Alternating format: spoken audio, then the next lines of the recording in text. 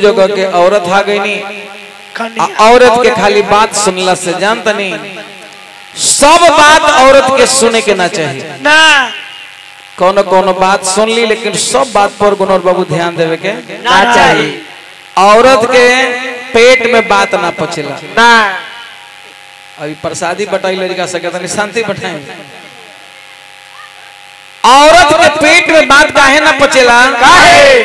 ई महाभारत से श्राप लागल बा।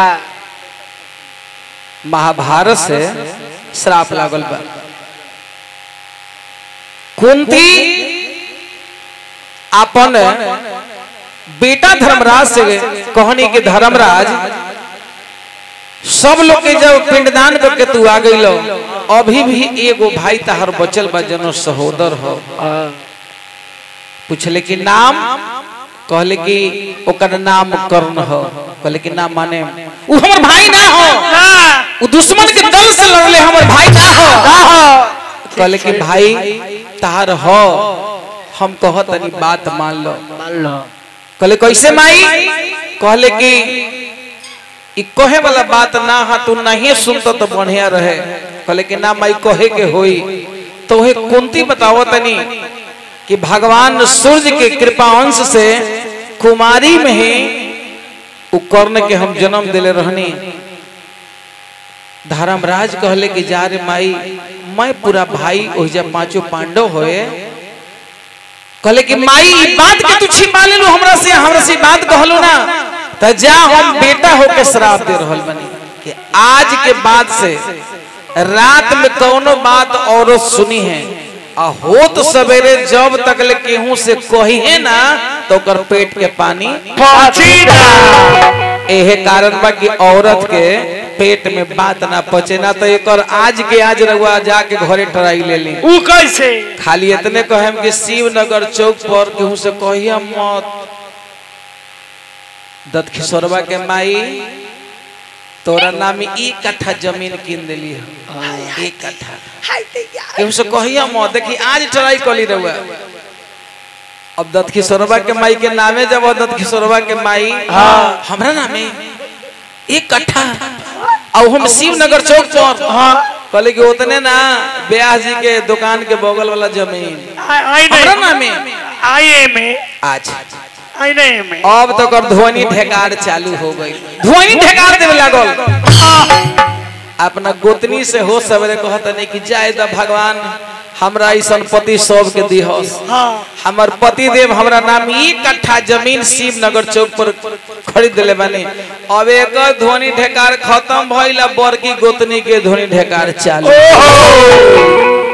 अब लो कह के आवो पटना से आए, चूल्ही बताई, जमीन बताई, घर बताई, मेहरारुआ बताई, चीर फाड़ के लेवा। जब शाम में मर्द पटना से कमा के अइले चाचा, तब मर्दावा से जाके पहले ही गेटे पर घेर के मौगी कहतनी बड़की गोतनी सुनी, जौन भाई के चलते रहुआ इतना करत रहनी, वो भाई कतना गद्दारी कैले। अपन रउआ नाम से ना, हमर नाम से ना, अपन मौगी के नाम से शिवनगर चौक पर 1 कट्ठा जमीन कीन दिले हो। एकदम बात ही झूठे झूठ हो। चूल्हा बता गईल, घर बता गईल, बाद में पता चलल कि 1 छटक जमीन ना किनाइल हो। औरत के पेट में बात ना पचे के कारण भाई भाई में बंटवारा हो। ऐसा सब बात औरत के ना बताए, मैं एगो गीत सुना के महाभारत के प्रसंग कि भाई हो लमीत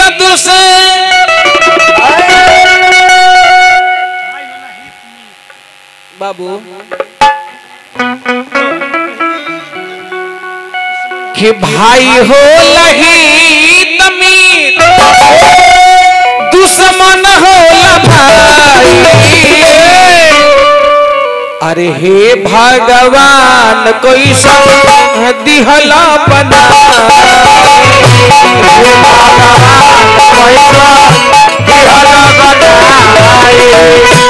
हे भगवान कोई सब दिहला बना, हे भगवान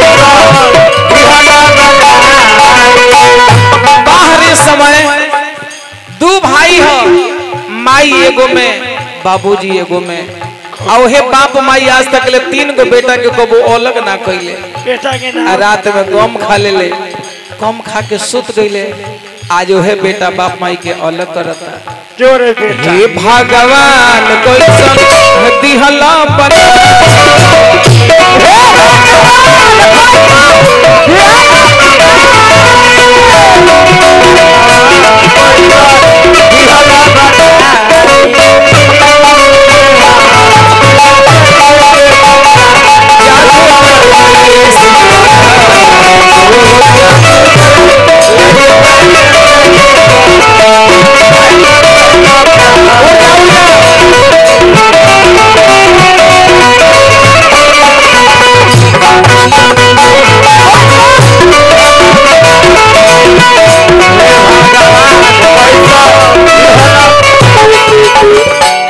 समय के चाल हो देखी 2 भाई हो एगो भाई के अन्न बिना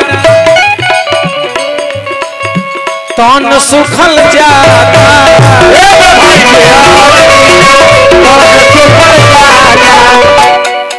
एगो भाई के अन्न के बिना शरीर सुखल जाता भैया एगो भाई के खाना रोज नादी में डलाता एगो भाई के खाना रोज नादी में डलाता एगो भाई के खाना रोज नादी में डलाता एगो भाई के खाना रोज नादी में डलाता एगो भाई सूते रोजे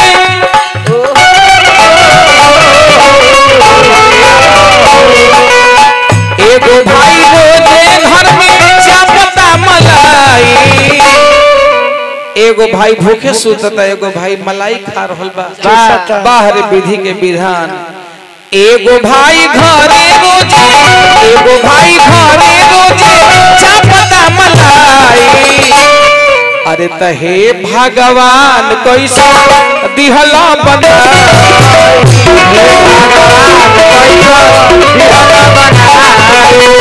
हे भगवान कैसा दिहला बनाई हे भगवान कैसा दिहला बनाई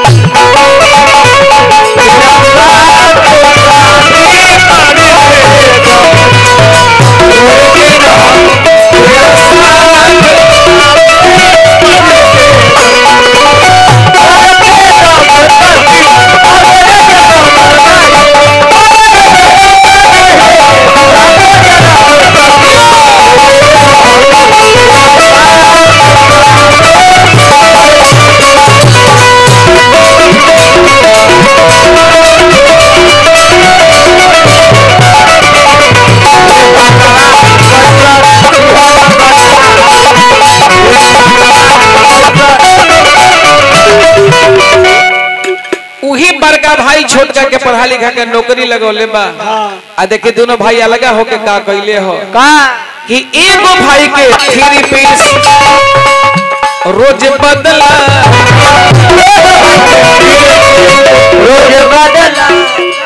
देखिए हमारे परमादरणीय भाई श्री विनय बाबू बड़ा ही श्रद्धा से गाना बजाना के शुरुआत भी करा देने समापन में भी बड़ा प्यार दुलार हमने के दोनों भाई के दे रहल बनी। हे देवी माई माँ लक्ष्मी घर परिवार सुखी संपन्न रहो इहे हमने के आशीर्वाद देवी माई से अपना श्री विनय बाबू के पूरा परिवार खातिर मांगे। बबुआ एगो भाई के 3 पीस एगो भाई के 3 पीस रोज बदलाता एगो भाई के 3 पीस रोज बदलाता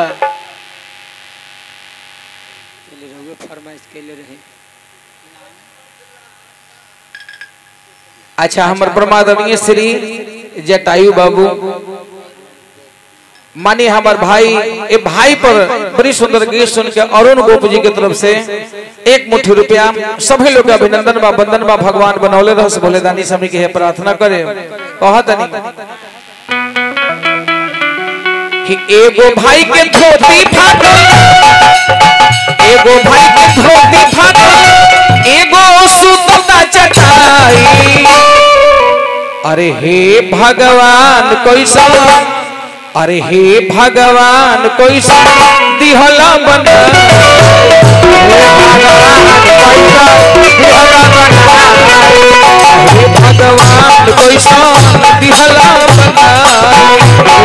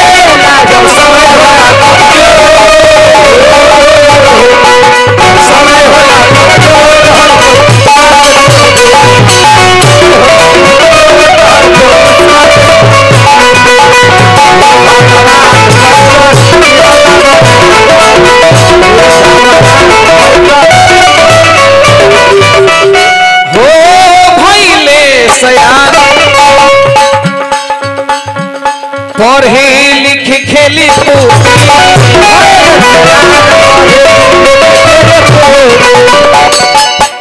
आबते में हरिया घर में खेल भइल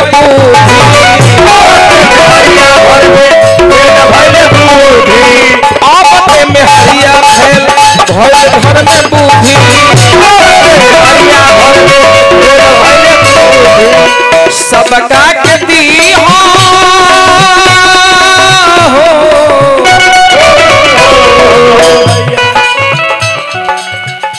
सबका के दी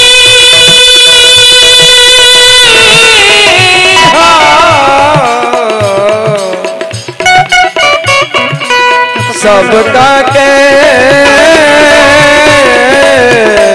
अर्दी सबका के दी भारत ऐसन भाई सबका के दी हमर अरसी ऐसन भाई हे भगवान पैसा दिहला